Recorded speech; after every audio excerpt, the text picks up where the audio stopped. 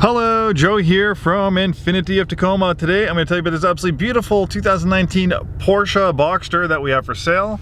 This one's a clean Carfax vehicle, local vehicle from Washington.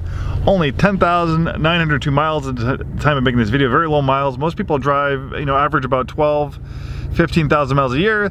This being in 2019 and close to October of 2022 is way below average miles. Obviously, this being a two-seat convertible, people don't daily drive these and commute in these things like a Toyota Camry, so it's a little bit more common to find these things with lower miles because people use them more as weekend fun cars. But even this is pretty low for most Boxsters. I'm sure if you look online and compare similar 2019 Boxsters, this is probably more on the lower end of the mileage than some of the other ones. Beautiful shape inside and out.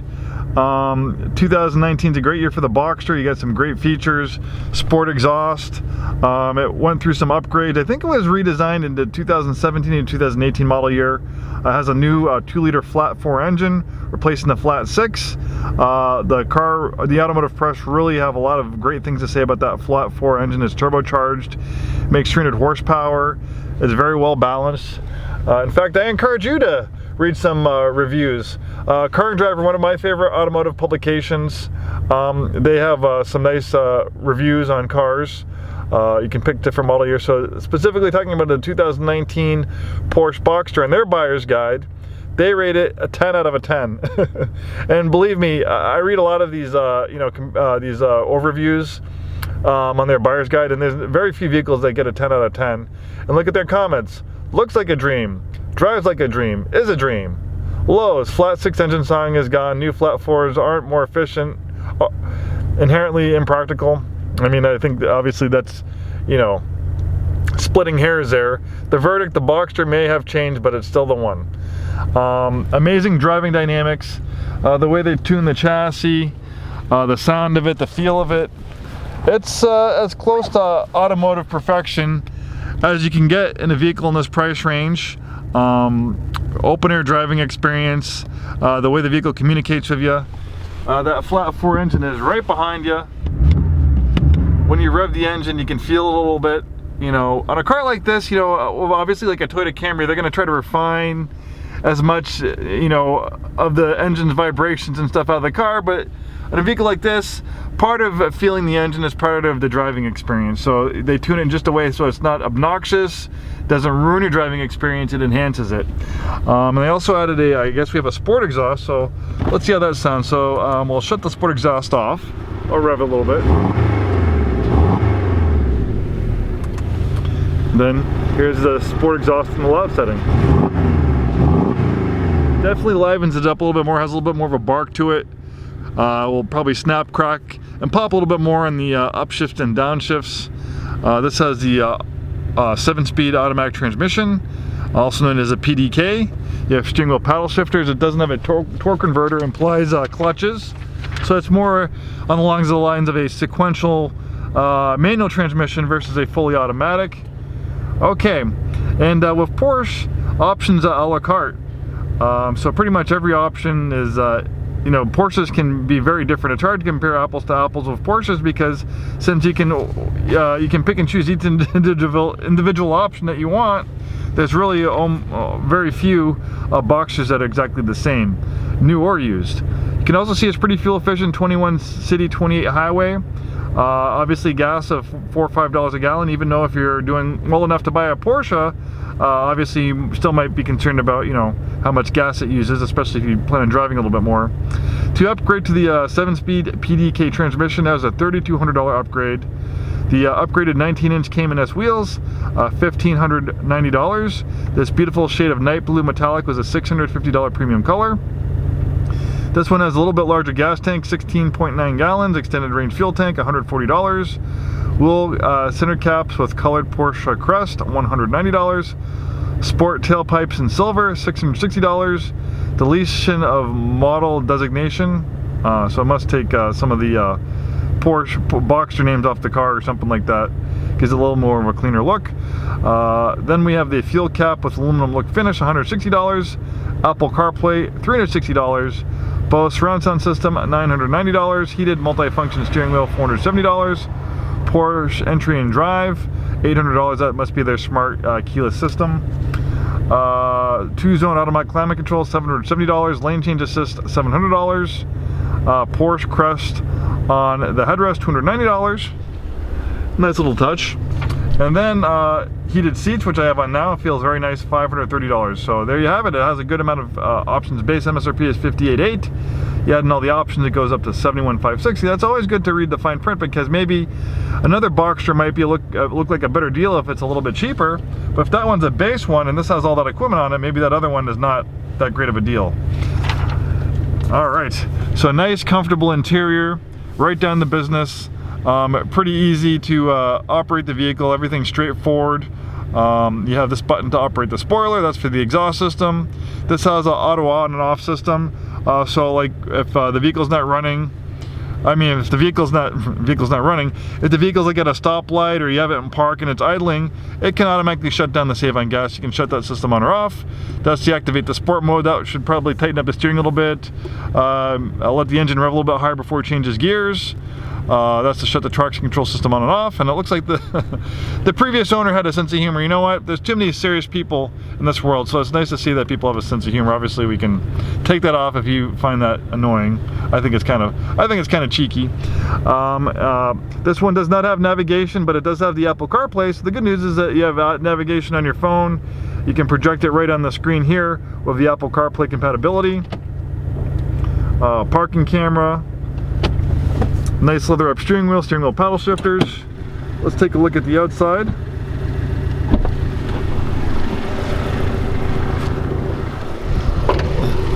Absolutely beautiful design. It's that typical Porsche understated styling. Kind of follows the same design theme we see throughout the Porsche line. Especially, the king of the Porsche line is obviously the 911. Most Porsche purists, they consider that the true Porsche. But in some ways, the Boxster actually has advantages over the 911. The problem with the 911 is that they've been making it pretty much the same platform for the 911 for the last 60 years, and it's a rear engine. The engine is actually placed behind the rear axle. Obviously in the 1960s when they first built the 911, I'm sure they had great reason for doing that, but that's the way it's been ever since. And Porsche has talked about, moving the 911 to a mid-engine platform, but the Porsche purists, many of the people that buy those 911s, they won't have it. A 911 has always had the engine, mounted behind the rear axle, and it would be sacrilegious for them to do it any differently.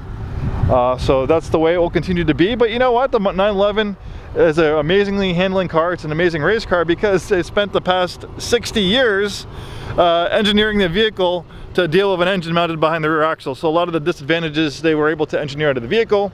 But obviously, if having an engine mounted behind the rear axle was the best way to build a car with the engine behind the rear seats, everyone would be doing it. Like when they made the new Corvette, mid-engined, they did mid-engine, they didn't make it rear-engined. And that's why the 911 is really the only car that has a rear engine.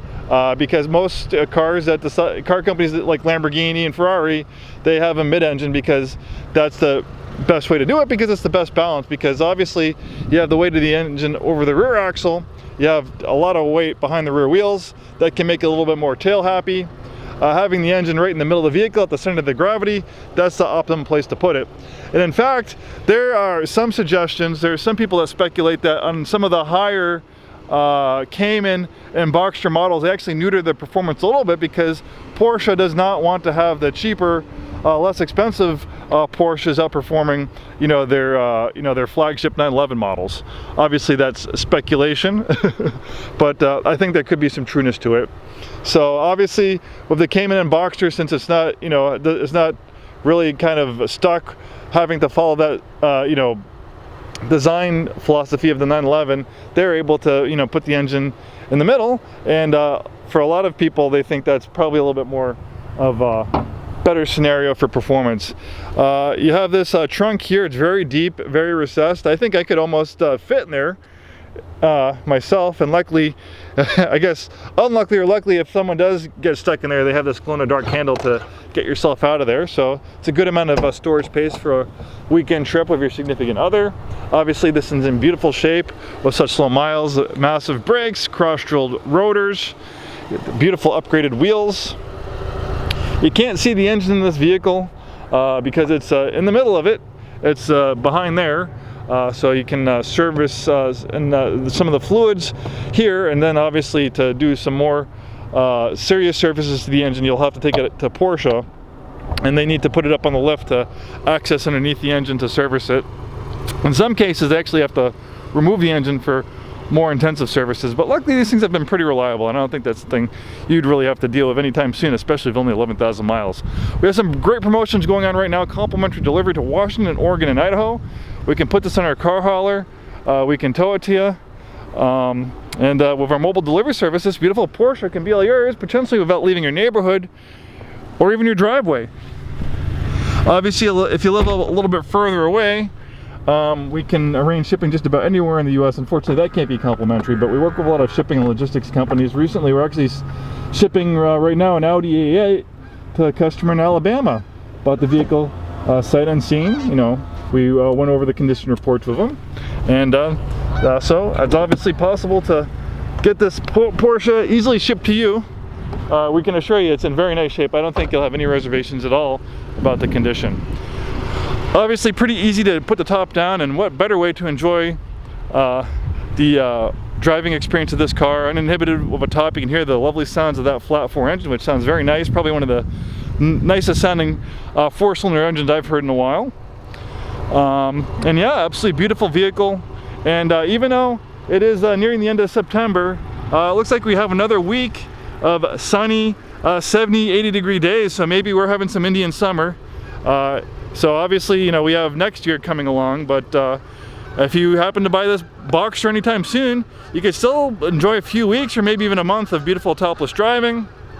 If I owned this beautiful Boxster, I'd probably take it down to Florence on the Oregon coast and drive it up the coast, maybe around the Olympic Peninsula. This is what this car was meant to do: driving beautiful roads, beautiful scenery with the top down, and with someone that you care about very much. Thanks for watching this video. Hope to see you soon, and have a wonderful day.